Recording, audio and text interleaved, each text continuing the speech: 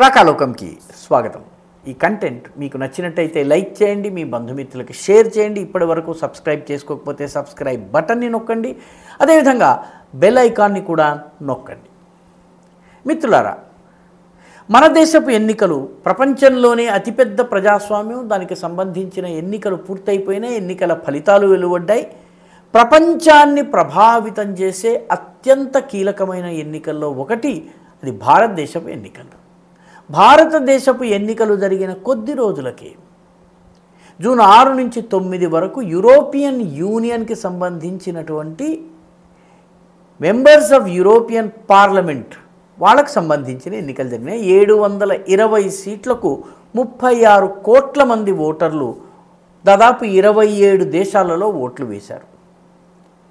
సరే, సభ్యులు ఎన్నికయ్యారు, వాళ్ళందరూ ఒక అధినేతని ఎన్నుకుంటారు. ఇప్పుడు ఉన్నటువంటి ఉర్సులా వాన్ డెర్ లాయన్ ఎవరైతే ఉన్నారో ఆవిడే మళ్ళీ రెండవసారి నెగ్గటం, ఇవన్నీ జరుగుతాయి. అయితే దీనిలో గమనించవలసినటువంటి విషయం ఏంటంటే, ఈసారి యూరోపియన్ దేశాలు ఏవైతే ఉన్నాయో ఈ దేశాలు యూరోప్లో ఉన్నటువంటి వివిధ దేశాల ప్రయోజనాలను యూరోపియన్ యూనియన్కి తాకట్టు పెట్టన అవసరం లేదు అన్నటువంటి స్పష్టమైన తీర్పునిచ్చాయి. 4 అంశాలపైన తీర్పునిచ్చాయి. మొట్టమొదటిది యుక్రెయిన్ యుద్ధం. యుక్రెయిన్ యుద్ధం వల్ల అందరికన్నా ఎక్కువ నష్టపోయినవి యూరోపియన్ దేశాలు. ఎందుకంటే రష్యా నుంచి వచ్చేటటువంటి ఇంధన సరఫరా ఆగిపోయింది. రష్యా నుంచి భారతదేశం ఇంధనాన్ని సరఫరా కొనుగోలు చేసి దానిని రిఫైన్ చేసి ఇండియాలో రిఫైన్ అయినట్టుగా చూపించి ఎక్కువ ధరకి ఇండియా అమ్మితే ఇండియా దగ్గర నుంచి మిగతా యూరోపియన్ దేశాలన్నీ కొంటున్నాయి. వాటి ఆర్థిక వ్యవస్థ కుప్పకూలుతుంది. ముఖ్యంగా చలికాలంలో యూరోప్ దేశాలన్నింటిలో కూడాను ఇంధనము చాలా అవసరం. ఎందుకంటే రూమ్ హీటింగ్ చాలా అవసరం వాళ్ళకి, దానికి ఇంధనం కావాలి. కాబట్టి ఈ ఇంధనాన్ని రష్యా నుంచి నేరుగా తీసుకోవడానికి వీలు లేకుండా యుక్రెయిన్ యుద్ధంలో రష్యా పైన ఆంక్షలు విధించింది అమెరికా. అమెరికా చేసినటువంటి పనిని యూరోపియన్ యూనియన్ సమ్మతించింది. పర్యవసానంగా ఈ దేశాలన్నీ నష్టపోతున్నాయి. ఇప్పుడు ఈ దేశాలలో ఉన్నటువంటి సర్వసాధారణ ప్రజానీకంలో కానీ ఈ దేశంలో ఉన్న జాతీయవాద పార్టీలలో కానీ రష్యాకి యుక్రెయిన్కి మధ్య యుద్ధం జరుగుతుంటే మనమెందుకు బాధపడాలి, మనమెందుకు ప్రభావితం కావాలి, మనకు సంబంధం లేని యుద్ధంలో. దీనిలో అమెరికా మనల్ని దూర్చేసింది. ఈ దూర్చినటువంటి యుద్ధం నుంచి మనం ఎలా బయటపడాలన్నటువంటి రీథింక్ ప్రారంభమైంది.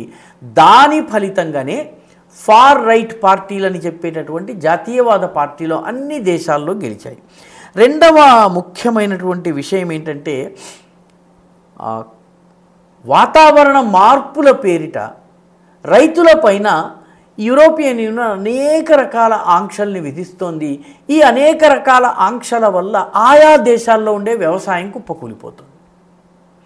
వ్యవసాయం పైన అనేక నిషేధాలు విధించటము, వాటి సబ్సిడీలు తొలగించడంతో యూరోప్లో ఉన్నటువంటి వ్యవసాయము పూర్తిగా సర్వనాశనమయ్యే పరిస్థితి వచ్చింది. కాబట్టి ఈ దేశాలలోని రైతులకు, రైతు పక్షపాత పార్టీలకు ఇదొక సవాలుగా మారింది. కాబట్టి వీళ్ళందరూ కూడాను యూరోపియన్ యూనియన్లో యూరోస్కెప్టిక్స్కి ఓటు వేశారు. పర్యవసానంగా యూరోస్కెప్టిక్స్ అంటే ఈ యూనియన్ ఉండడం వల్ల దేశాలకు నష్టము, దేశ ప్రయోజనాలకు భంగం అవుతుందని భావించేటటువంటి పార్టీలు.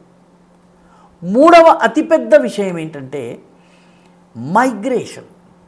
అంటే అరబ్ దేశాల నుంచి, అదేవిధంగా ఈ ఆఫ్రికన్ దేశాల నుంచి పెద్ద ఎత్తున వలస రావడం, అందులో ముస్లిములు వలస రావడం. ముస్లింలు వలస వచ్చిన తర్వాత అక్కడ సామాజిక జీవితాన్ని వాళ్ళు చాలా భయంకరంగా ప్రభావితం చేయటము. స్కర్ట్ వేసుకున్నటువంటి అమ్మాయిని చూడగానే అమ్మాయి మీద రేప్ యత్నం చేయటము, లేకపోతే ఎవరైనా ఒక వ్యక్తి తన అభిప్రాయాన్ని యూరోప్లో ఉన్నటువంటి ప్రజాస్వామ్యంలో భాగంగా బయటపెట్టినట్టయితే అతని మీద దాడులు చేయటము.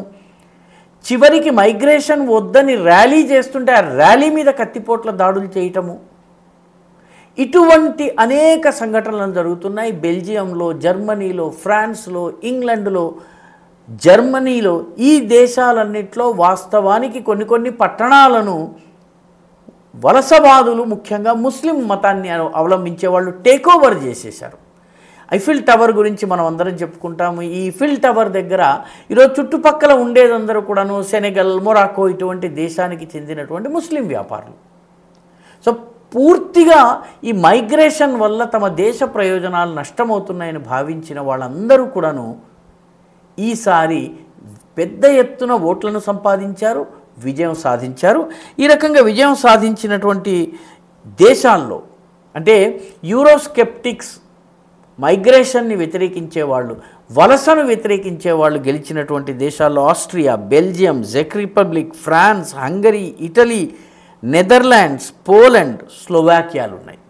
నెదర్లాండ్స్లో ఇప్పటికే హాలండ్ చెందినటువంటి గీట్ వైల్డర్స్ ఆయన నాయకుడిగా ఉన్నాడు. ఆయన కూడాను ఒక్క చొరబాటుదారుణ్ణి కానీ, అక్రమంగా వచ్చేటటువంటి వాడిని కానీ, ఒక్క ముస్లిం వలసదారుని కూడాను నా దేశంలోకి తీసుకోను అని స్పష్టంగా చెప్పినటువంటి వ్యక్తి, నూపుర్ శర్మకి మద్దతుగా మాట్లాడినటువంటి వ్యక్తి ఆయన.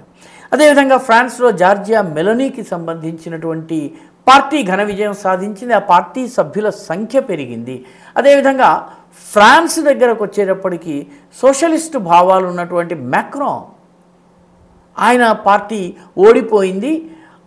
ఈ మైగ్రెంట్స్ అంటే వలసదారుల మీద కఠినమైనటువంటి ఆంక్షలు విధించాలి, కఠినమైన విధి నిషేధాలు ఉండాలి, స్థానిక ప్రజల హక్కుల్ని పరిరక్షించాలని వాదించినటువంటి లీపెన్ ఘన విజయం సాధించింది. ఆమె సీట్లు చాలా పెద్ద ఎత్తున పెరిగాయి. ఇదే రకమైనటువంటి పరిస్థితి జర్మనీలోనూ ఉంది, చాలా దేశాల్లో ఉంది. ఇందాక మనం చెప్పుకున్న అన్ని దేశాల్లో కూడాను ఈ జాతీయవాద పార్టీలు 1వ స్థానంలో, అంటే ముందు మా దేశ ప్రయోజనాలు అయిన తర్వాత మిగతా వాటి గురించి మేము ఆలోచిస్తాము అన్నటువంటి ధోరణి ప్రబలింది. ముఖ్యంగా మైగ్రేషన్కి వ్యతిరేకంగా యూరప్ ఈరోజు గళం విప్పింది. అదేవిధంగా Bulgaria, Estonia, Finland, Latvia, Portugal, Romania, Spain, Sweden ఈ దేశాల్లో కూడాను మైగ్రేషన్ని అంటే ముస్లిం వలసదారుల రాకను వ్యతిరేకించేటువంటి పార్టీలు 2వ లేదా 3వ స్థానంలో ఉన్నాయి. అంటే వాటి బలం పెరిగింది. అంటే యూరప్ ఈరోజు ఏ వలస విధానాల వల్ల ఇబ్బంది పడుతోందో, అంటే ముఖ్యంగా అరేబియా దేశాలు, ఆఫ్రికన్ దేశాల నుంచి పెద్ద ఎత్తున ముస్లింలు వలస రావడము ఏదైతే ఉందో అది యూరప్ యొక్క అస్తిత్వాన్ని, ఉనికిని, మనుగడనే థ్రెటన్ చేసేటటువంటి పరిస్థితి వస్తోంది. దీనికి ఒక్కొక్క యూరోపియన్ దేశంలో ఉన్నటువంటి రాజకీయ పార్టీలు మేల్కొంటున్నాయి, ప్రజలు మేల్కొంటున్నారు, వాటికి మద్దతు పెరుగుతోంది. దీన్ని ఫార్ రైట్ అని ముద్ర వేసేసి, ఫార్ రైట్ అనగానే అదొక తిట్టులాగానో లేకపోతే బూతులాగానో వ్యవహరించటము యూరోప్లో జరుగుతోంది. కానీ నానాటికి వీళ్ళ బలం పెరుగుతోంది. ఎందుకంటే వీళ్ళు లేవనెత్తుతున్నటువంటి ప్రశ్నల విషయంలో సగటు యూరోపియన్ ప్రజానీకము తమ దేశాల్లో ఇబ్బందుల పాలవుతున్నది కాబట్టి వీళ్ళ ప్రశ్నలకు స్పందించటం ప్రారంభించింది. అందుకే యూరోపియన్ ఫలితాలు ఒక రకంగా ఇల్లీగల్ మైగ్రేషన్ ఏదైతే జరుగుతోందో, ఆఫ్రికా నుంచి, అరేబియా నుంచి జరుగుతోందో, ఆ ఇల్లీగల్ మైగ్రేషన్కి వ్యతిరేకమైనటువంటి ఓటు. అయితే తమాషా అంటే ఈ దేశాలకు చెందినటువంటి వాళ్ళే మన దేశంలోకి వచ్చేటువంటి బంగ్లాదేశీలు కానీ, రోహింగ్యాలు కానీ ఇటువంటి వాళ్ళ పట్ల మానవతా దృక్పథం చూపించాలని చెబుతూ ఉంటారు. తమ దేశానికి ఒక నీతి, మన దేశానికి ఒక నీతి, ఇది సరిపోదు. మన దేశంలో కూడాను ఈ అక్రమ వలసదారులు ఎవరైతే వస్తున్నారో వాళ్ళ పట్ల అత్యంత కఠినంగా వ్యవహరించవలసినటువంటి అవసరం ఉంది. యూరోపియన్ యూనియన్ ఎన్నికలు చెప్తున్నటువంటి పాఠమిదే. అదే మన దేశంలో కూడాను అక్రమ చొరబాటుదారుల పైన కఠినమైనటువంటి వ్యవహార శైలిని అవలంబించాల్సినటువంటి అవసరం ఉందని చెప్తున్నాయి. ఈ వీడియో మీకు నచ్చినట్టయితే లైక్ చేయండి, షేర్ చేయండి, ఈ ఛానల్కు సబ్స్క్రైబ్ చేయండి. మీ అభిప్రాయాన్ని కమెంట్ల రూపంలో తప్పనిసరిగా పంపించండి.